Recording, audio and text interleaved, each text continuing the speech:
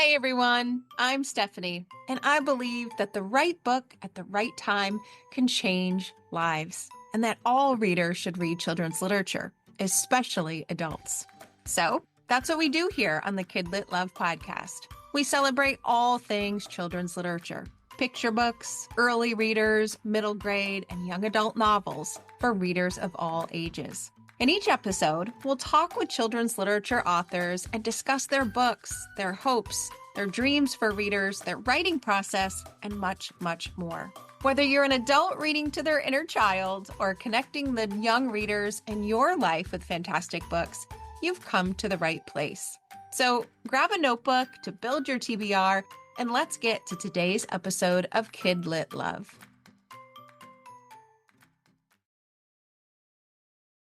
Hey everyone, welcome back to another episode of the KidLit Love podcast. I'm Stephanie Affinito, your KidLit loving host, inviting you back to another bookish conversation with a children's literature author.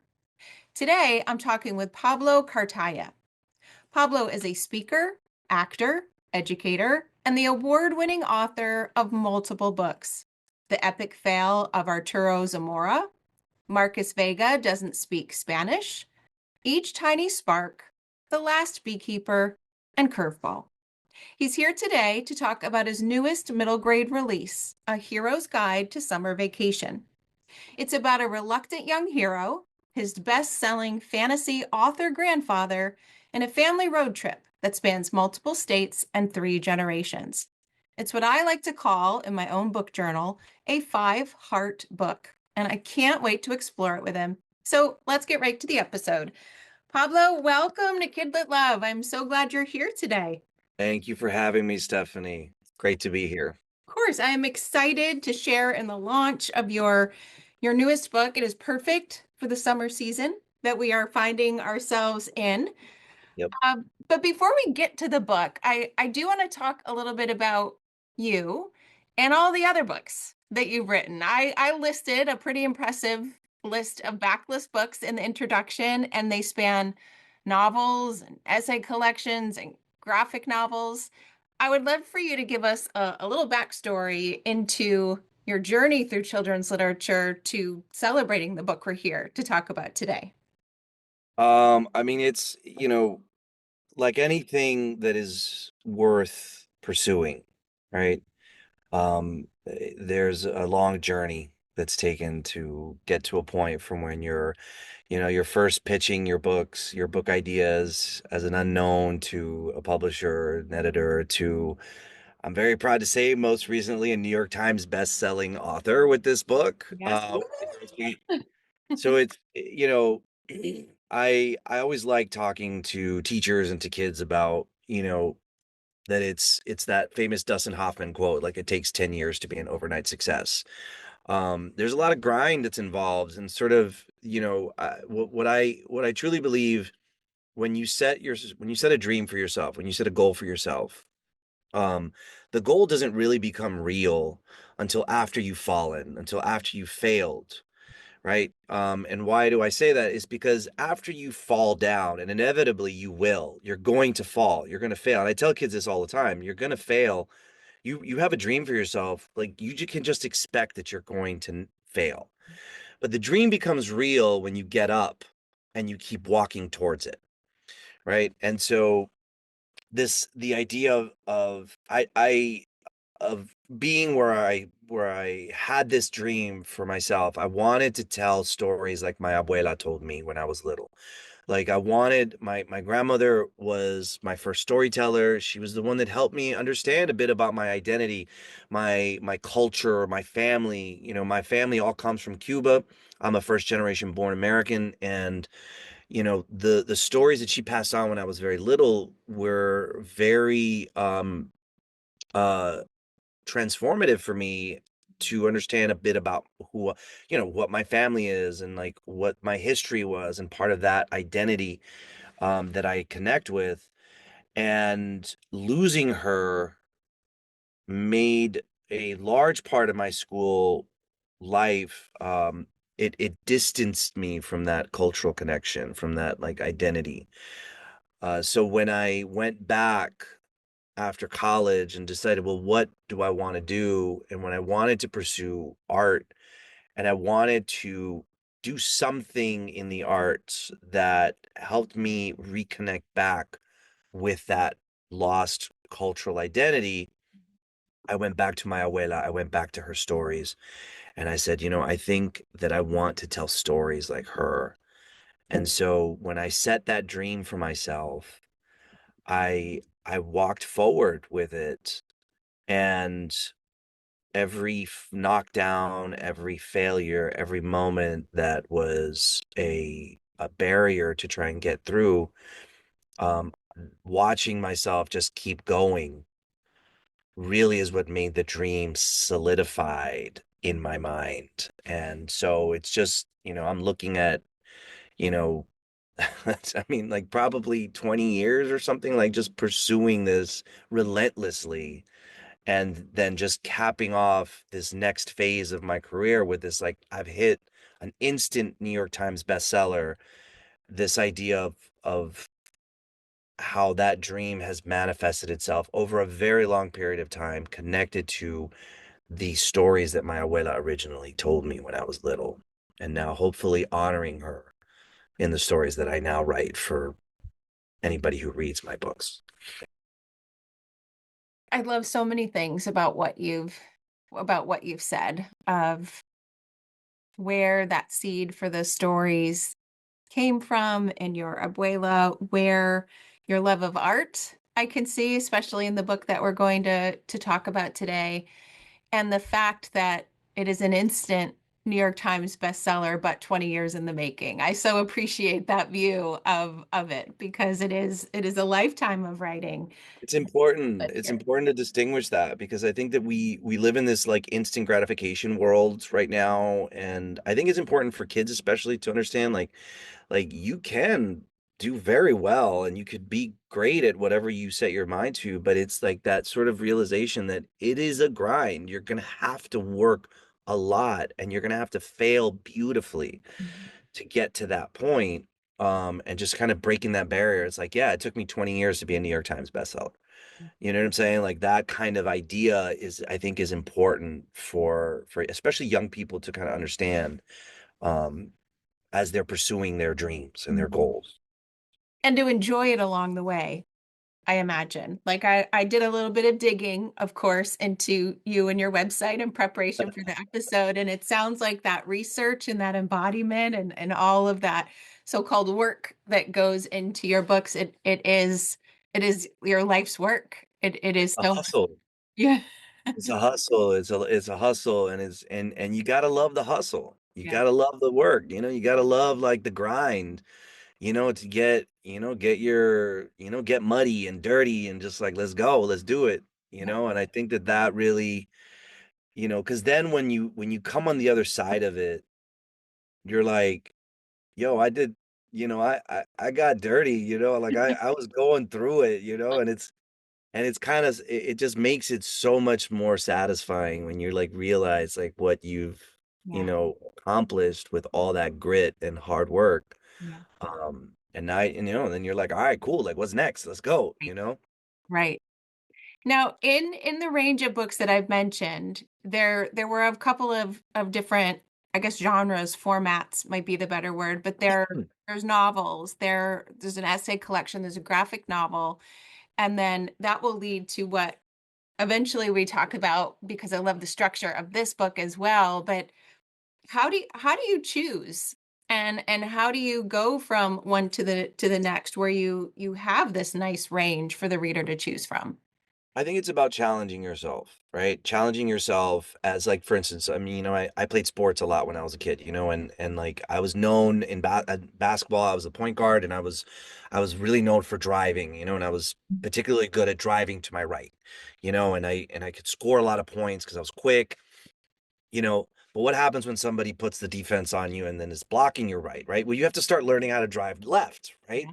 What happens if they're blocking off your lane and you can't drive in anymore? Well, you have to practice your outside shot, right? And you have to start shooting from the outside. So you just kind of like, you're constantly trying to reinvent yourself, reimagine yourself, and like, don't limit yourself to what the expectation is like, well, you're a driver, like that's what you should just do. No, I'm no like no, I want to have a better arsenal of what I can do on offense. You know, I can now shoot threes, I can drive in my right, I can drive with my left, I can shoot pull-up jumpers, you know, like I can do all those things. So with me with writing, it was like I don't want to be like boxed into one type of story. I want to challenge myself. I want to say like, well, okay, cool. I'm pretty good at writing this kind of story, but like let me challenge myself. What does it mean to be an author and write a graphic novel that you're collaborating with an illustrator? You know, what does it mean to write a dystopian novel? What does it mean to write an essay, a nonfiction essay, um, that is supposed to be about hope? You know, what does it mean to write a short story about a kid with a minor superpower? You know, like what do those things mean? And it's like, and like a kid with a minor superpower in a short story, you have to contain it. You can't be like expansive like a novel, right? In a graphic novel, you have to understand that you're writing with a collaborator, right? You're writing and a collaborator is going to be drawing what you're creating. So there has to be a certain level of give and take, you know, and just this idea of allowing myself to not feel boxed in, right? Or to not just be known as this one thing, right? And so so I'm always trying to expand my range, you know? I'm gonna be hitting 32-foot Steph Curry three-pointers soon, you know? Yeah, New York Times bestseller. I think you have.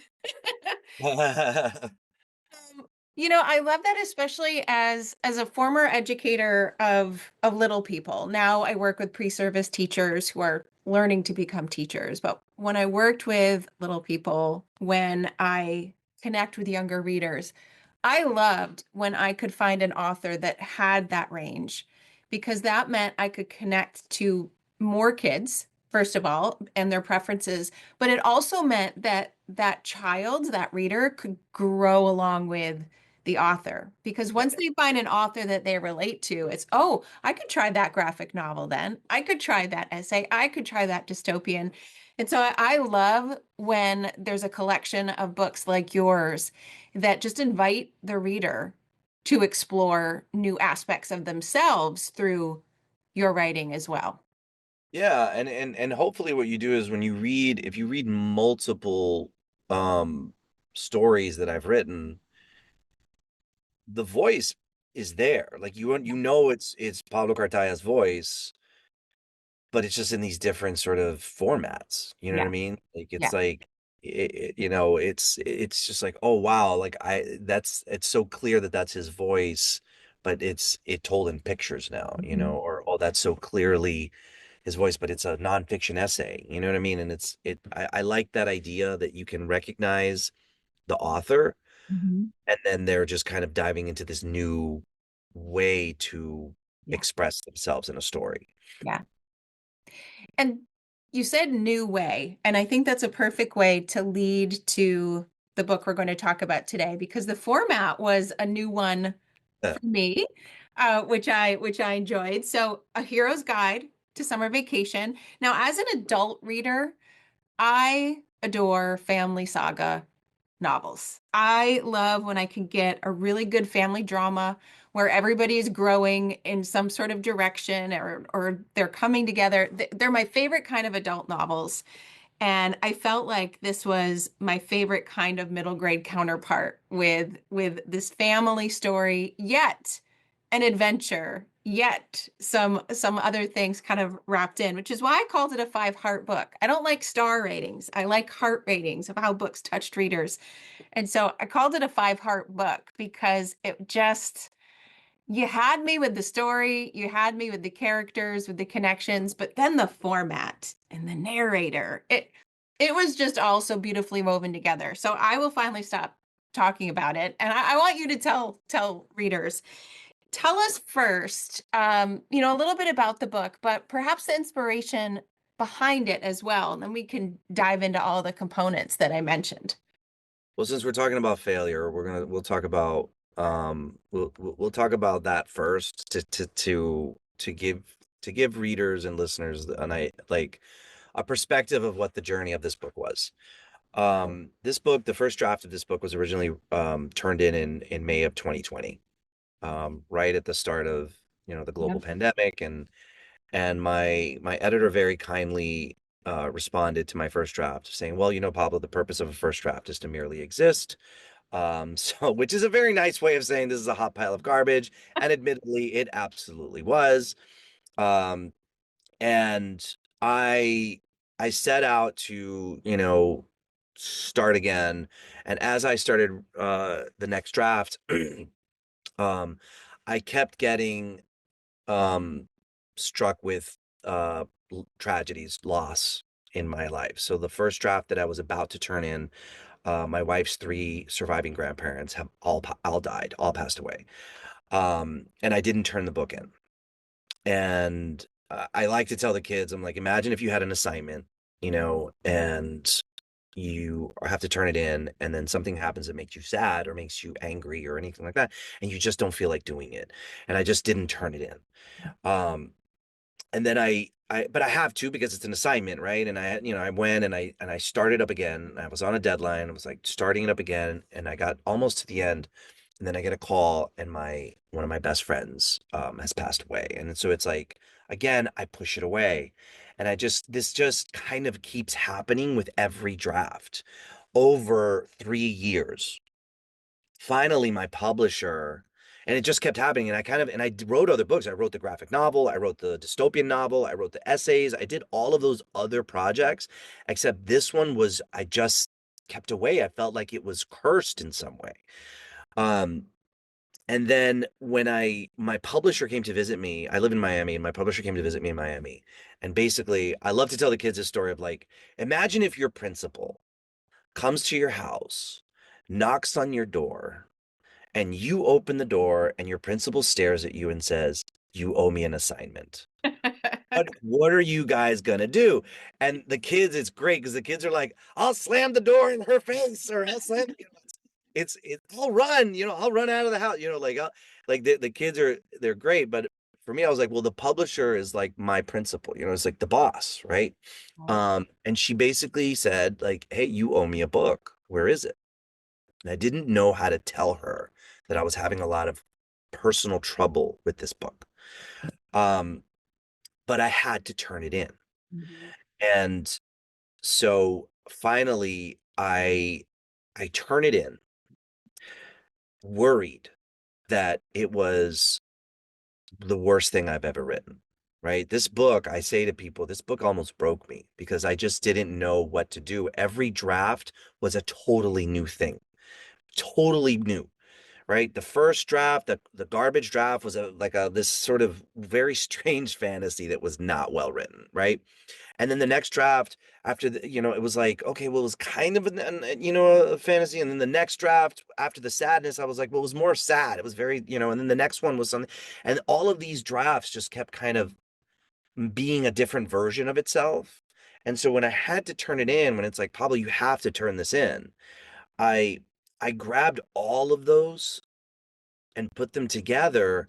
And I was like, because it was almost out of survival, I was like, I have to turn something in.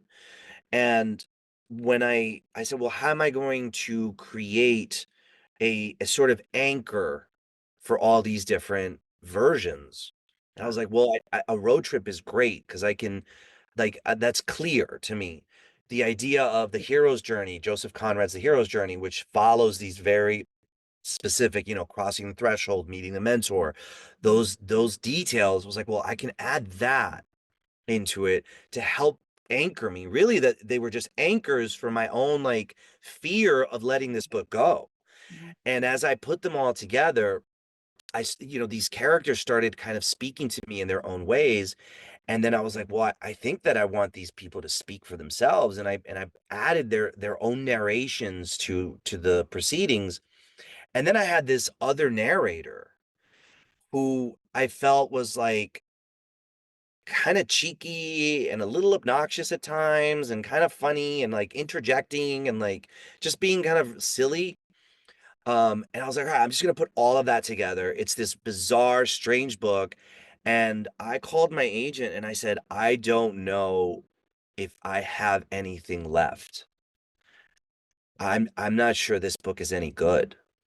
I really am not. And I was worried that I was done. Like I was like, I just don't have any more juice. Like this is it. Like I've given everything that I can to put this book together in the way that I just out of almost out of survival of the grief that was I was carrying and the anger that I was carrying and all of these things around happening around me and globally and so I just added this, put this all together, sent it out and just was like, I don't know. I mean, maybe my publisher's just gonna drop me. Like maybe that's it, you know? And I truly felt that.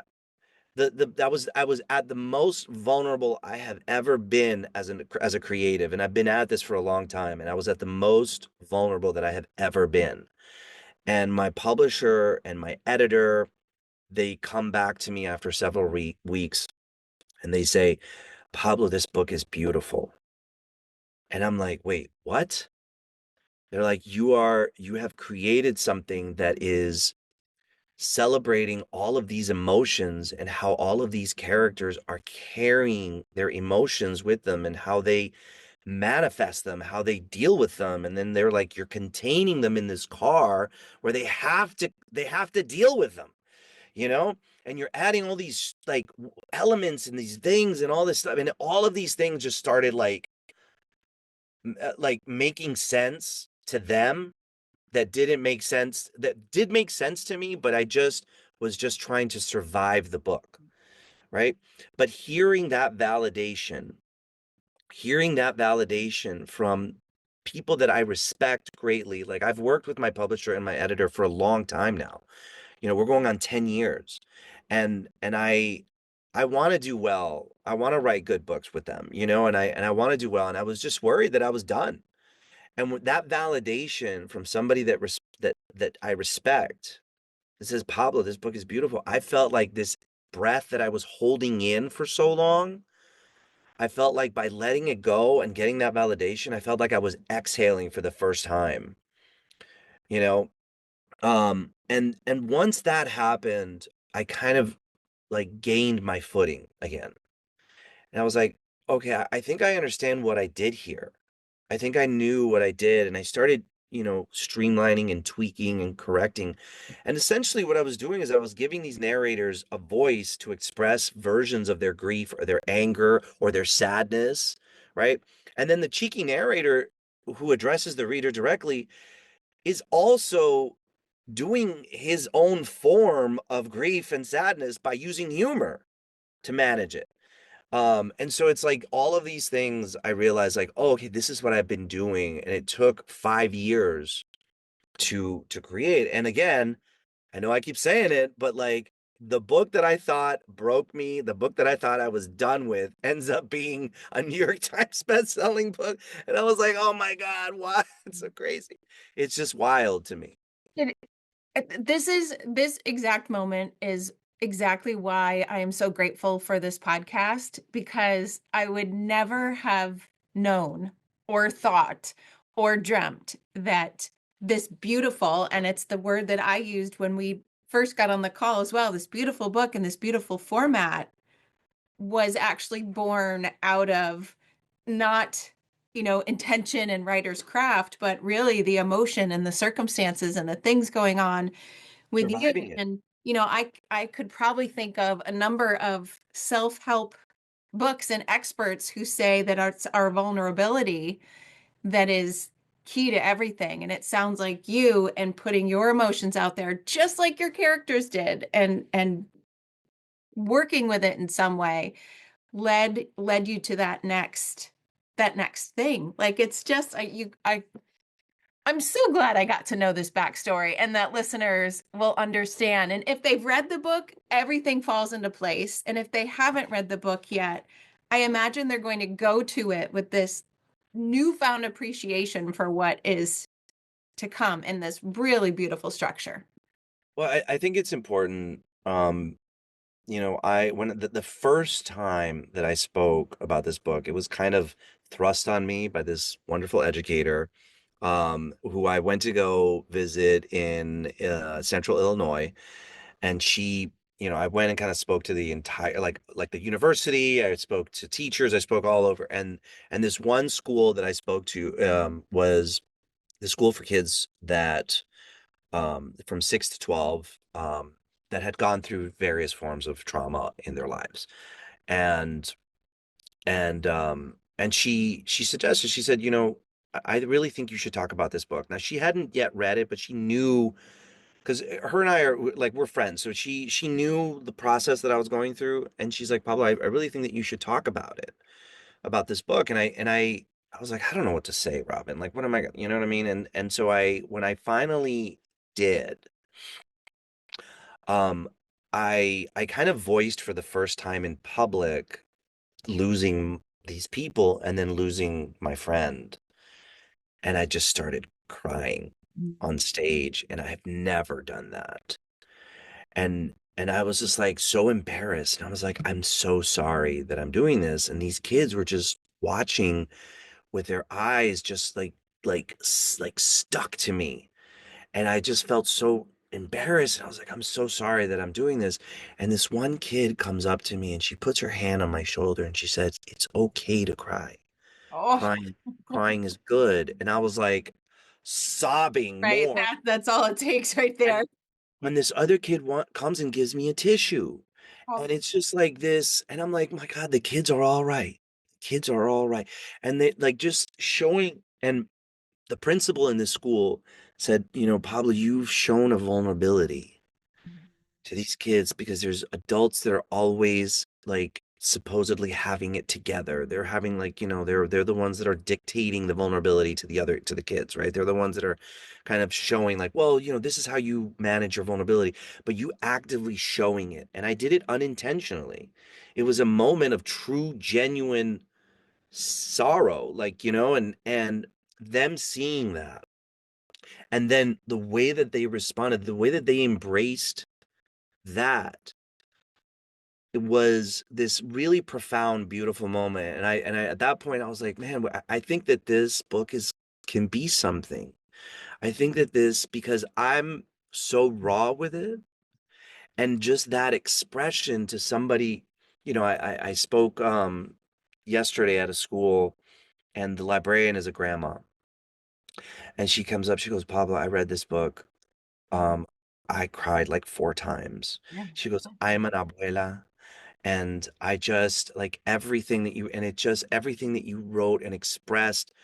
And I think that when you are a creator of something and you put something so pure, so deeply connected to all of these emotional things that have gone on, and you put that into your story, I think that there is a real opportunity for a reader to connect on that level of vulnerability that you yourself put into the story. Yes. Yeah, readers feel it. Yeah. We definitely feel it. And the other beautiful part of that vulnerability is each character dealt with their feelings, dealt with their loss, dealt with their past traumas in a very different way. One that was through words and writing, one that was more art based, and one that threw herself into work and achieving to funnel that in a different way. And as I was reading, I could identify the people in my life who that may have been this one, and that would have, I was definitely, I'm mom, totally mom, right? And seeing, because we had that beautiful unique view as the reader of everyone, to see how that perspective might impact this one, and then this one's actions impact that one.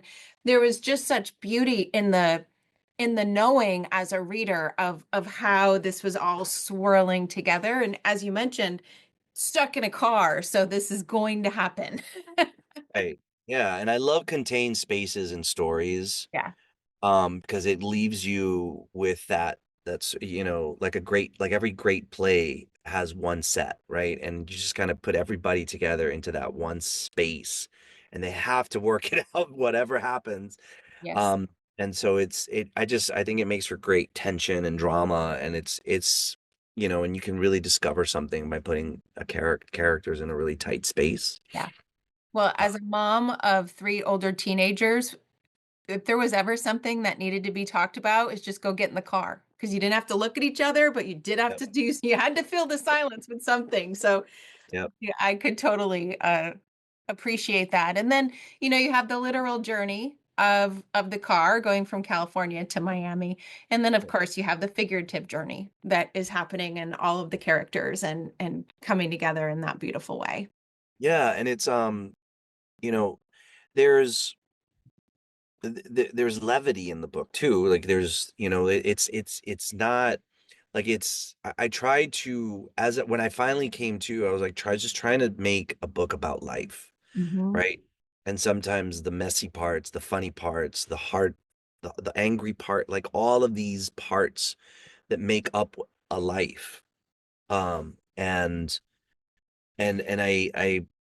what I didn't want, and I think that was one of the earlier versions of it, where it was just so sad. It was like so sad, but because I was feeling really sad. Right. And then there was another part that was just so angry because I was just feeling angry about like why does this just keep happening, And then like, and then I was scared, and like so all of these versions kind of made their way into like, well, no, actually, let's put all of this together because our lives are filled with. When I talk to the kids, I'm like, has anybody here? I was like, raise your hand if anybody here has ever felt angry before. And the kids all raised their hand. Has anybody here ever felt happy before? Scared, frustrated, sad, like all of these things. And they all raise their hands. And then I say, well, like, just think about the memories that made those emotions happen, right? What did you experience that made you angry? What did you experience that made you sad? What did you experience that made you happy? And that's where stories are built, Mm. right? And that's kind of what I ended up putting together in this novel. And it gives us permission to have all of them. Yeah. That was something I really took away from the book as well, is everyone is dealing in their own way, and that's okay. And you have permission to feel what you feel, to create what you need to create, to do whatever it is you need to do. It was a permission slip to just, no matter what that process looks like for you, it's okay. Yeah, there's you saying that just reminds me of a of a moment in the book when his grandfather is trying to get him to understand why he's drawing the drawings. Why Gonzalo, the main character, is drawing the drawings that he's drawing, right? And it's like, oh, and then he starts trying to like attribute the drawings to feelings of pain. But then Gonzalo at one point is like, you know what? They not all the drawings, not all of it has to be connected to pain.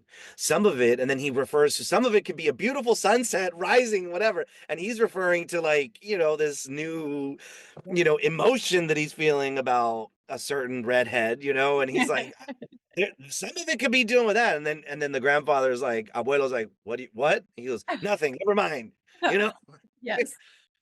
So like sometimes that art can be expressed in feelings of romance. Art can be expressed in feelings of happy laughter or, you know, anger or sadness, all these things. And they can sort of even, you know, like they can take place in many different forms. Mhm.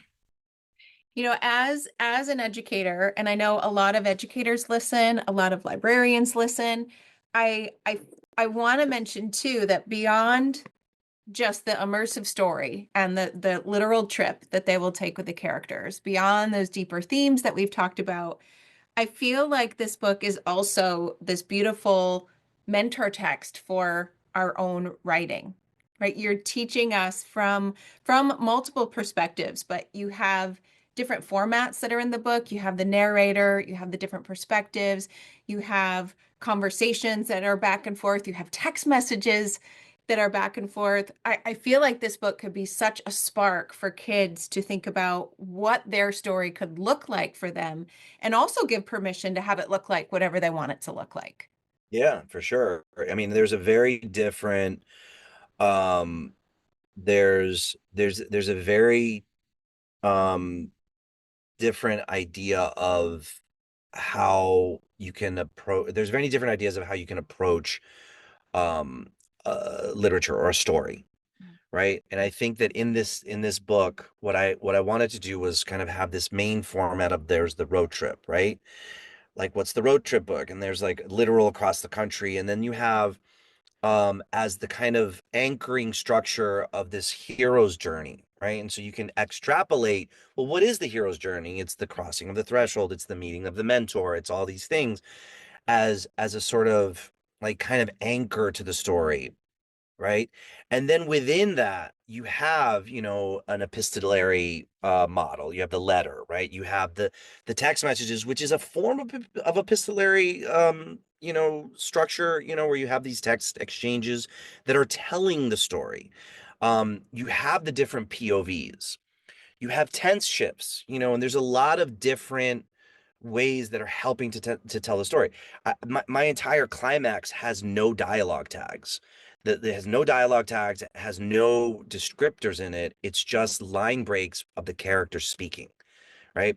And so, that there was like, how do you like, do you have permission to do that? Of course you do, right? And there's different ways that you can approach literature. And I think that in this, especially in this day and age, when the kids are what I find is the kids are just kind of bummed out by writing all the time. They're bummed out by reading all the time. And it's like, well, because it's this very traditional structure of like, well, there's, 8 pages on the chapter, and you read the chapter, and then you take out the meaning from the chapter, and you do that. And there's some of the greatest novels ever written that are like that, right? But we are writing in the 21st century. We're writing in 2025. We're writing books now for this new audience that have a lot of different access points to media, right? To stories. They're on TikTok, these like sound bites, they're getting their stories. And to suggest otherwise is to be ignorant of the fact that this is what the reality is, right? They are consuming their stories on TikTok. They're consuming their stories, in bites, right? And so one of the intentional things that I wanted to do with the book was I want the chapters to be short. I wanted the chapters to be intentionally short, to have different modes of of approaching the story, the text messages, there's a PR sheet, just a sheet, right? There's a chapter from the grandfather's book in it. There's these letters that come in, these just different, and a chapter is 2 sentences long, like, and just so that it just gives them an access point to say, look, there are lots of ways to tell a story, right? But if you look at the story itself, it's pretty structured. It's a pretty point A to point B kind of a story, right? With a little climactic moment. Quite literally, they're going up and down a mountain. It's like, so there's that.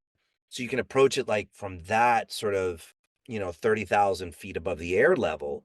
But as you get down to the granular level of it, like, what are the methods that were used to help tell this story?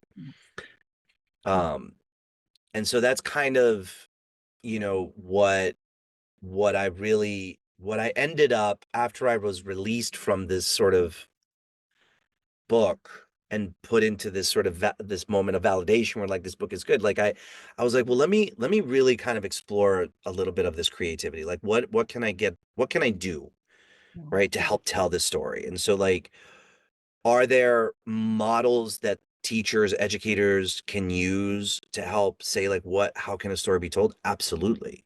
And is there any real hard and fast way to tell a story? No, not really, you know? Yeah. Um, and so it's kind of, you have a prologue. What does a prologue mean? You have an epigraph. There's a literal epigraph, and then like in the next chapter, the grandfather's explaining what an epigraph is. So Yeah. it's like you're And kind of sticky noted here of all the places that I could talk about with kids. Yes. right. And there's like, what is a prologue? And sometimes what's an unreliable narrator? Yes. But it's kind of woven into the text, kind of like in this sort of fun way, funny, as you're going through the hero's journey, like the steps of the hero's journey, like there's the narrator is kind of trying to help to understand, like, well, who's the enemy? Like when the hero faces the enemy, who is the enemy? Is it himself? Is it his grandfather? Like, who is it? And this sort of like gets the reader to thinking like, well, who is the Mhm. villain here? How do we define the villain? Yeah. It's just kind of like throwing a lot of those tropey ideas of what literature, what a story is, and kind of just like throwing it up in the air and just making this like scrambled eggs of different story tropes, story ideas, and saying like, well, how does it all make sense? And that's why the reader is so glued to it as well. It's the story, but it's the format and it's the structure and the what is coming next Yeah. kind of thinking, because it does change so much that is just, it's going to keep readers just literally glued to those quick turning pages. Oh, Yeah. it's Yeah. perfect. Thank you. It's been so like it's one of those things where I was so afraid of the book, and once it got validated, and there's something incredible, there's something really cool about sharing that story with kids, Yeah. because I tell them this, and I told a group of kids yesterday. I told 900 kids yesterday of this story, right? And I was like, you know how sometimes you don't want to turn something in because you're just afraid that it's gonna stink. Like you're afraid it's not good enough, and the kids start nodding. I was like, and just you're just afraid to do it because it's just not good. You don't think it's good. And then you turn it in because you have to. And then your teacher gives you an A plus and says it's incredible. Like, how does that make you feel? Right? You take a certain ownership of it, Mhm. you know, you take a certain pride in it. And it's really cool. Like my son wrote this beautiful poem that he thought totally sucked. He's in eighth grade, and he wrote this beautiful poem. And I was on tour, and my wife sent it to me, and she was, look at the poem that Leo just wrote. And I was like, oh my God. Wow. And I was like, dude, and I texted him, I was like, dude, this is a really good job. And he's like, oh, what really? I was like, yeah. Like, oh, I was just kind of like, my teacher gave me an assignment of like, what's a setting that reminds you of an emotion? And I was like, yeah, this is beautiful. And when I came home, because I was like coming home like maybe 24 hours and then leaving again throughout like 2 months. It was really intense. But I came home on one to do my book launch in Miami at this wonderful independent bookstore called Books and Books. And I went to do the book launch there. And I asked him the night before, I said, hey, can you open for me by reading that poem? Oh, And he was like, no, no, I don't know. I don't know. I don't know if I don't know. I go, I would really love for you to open for me. And at first he was like, no, but it's not that good. It's not that good. Like, I'm like, no, dude, it is good. And that, when he came and he spoke, it was like he had people in tears. mhm. And there was just a certain elevation from that validation, that he just felt. And then he's like, I've written other poems. I've done other poems, and like, so the connection of letting something go that you're afraid is not any good, and then like being able to share it allows you to really lean into the thing that you're trying to do, right? By letting it go, you give yourself the opportunity to have it be validated, right? And then it helps to sort of flourish what you're doing, it helps that nourishment, you know so yeah, it was really nice. It it is that is a beautiful. I'm glad you shared that. That is such a beautiful experience for you both. And I can't help but, I don't give spoilers, but I can't help but think about the parallelness of the book. So that's that, you just made my day. You just made my whole day with that story. And listeners, you're just going to have to find out when you read the book, what I'm talking about. But as we wrap up the episode, I'd love to know what your hope is for the book, or your hope for readers who get this book in their hands this summer or whenever they pick it up, and what you hope they'll take away from it. I think that my hope for this book is that anybody who starts to read it can take what they want from it, Mm, and can see some version of themselves in it in some unique way. mhm, Teachers I know are often like looking for like, okay, these are texts that I can teach, mhm. right? But what I ask the teachers out there is, read the book and what does it mean to you? How does it connect to you? because this book, I have realized through the journey that it's been on, and I've been on to do it, is that I was giving this book. Um, I was afraid of this book. And then once I did it, I realized that it helped me process my own grief, my own anger, my own sadness. And so it's as much it was as much a helpful to me to let it go as it was later on to read it myself and said, "Wow, I was going through some stuff." Yeah. And and so my hope is that anybody who reads it can take something from it that is impactful to them in their own way. Whether like Stephanie, like you said, like you relate to the mom, like I'm the mom, like that's who I am. Like that to me means so much more than than like I love that you can say like there's so many like educational texts that we can use this for and models and we can teach it in the classroom and I'm grateful to you for that. Mm. But it means so much to me that you can say, I connected to this mom. Yeah. It means so much to me that that librarian yesterday told me I connected to this as an abuela.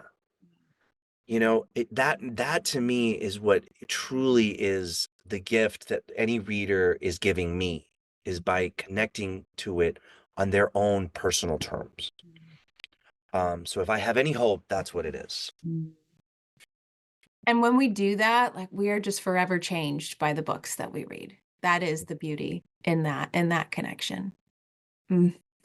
Now, I hate to move on from this book because I loved it so much, but I do love to ask authors before we wrap up if there are things that you're working on that you can leave hints or breadcrumbs to for what might be next for you.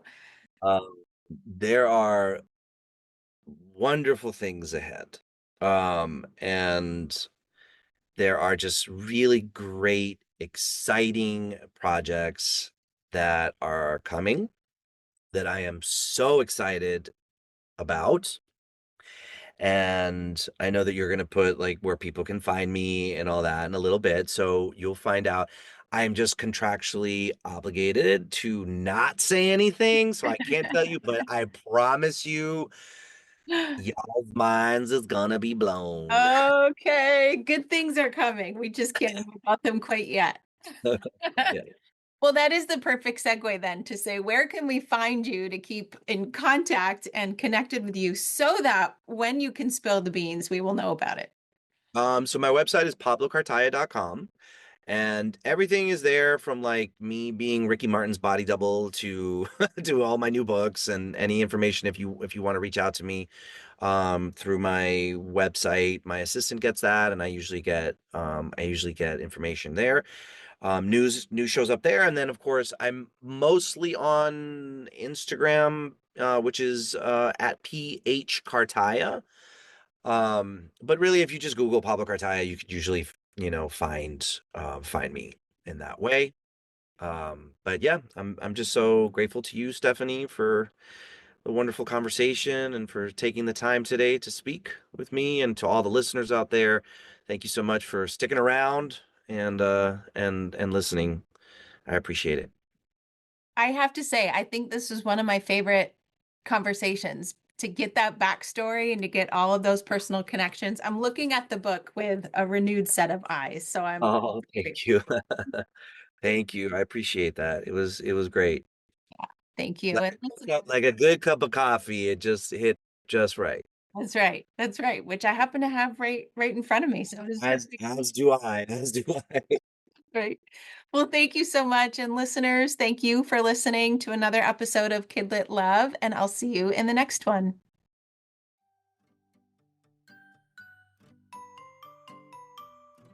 Thanks for listening to today's episode of the KidLit Love podcast. You'll find links to all of the books, resources, and ideas mentioned in the show notes and at alitlife.com.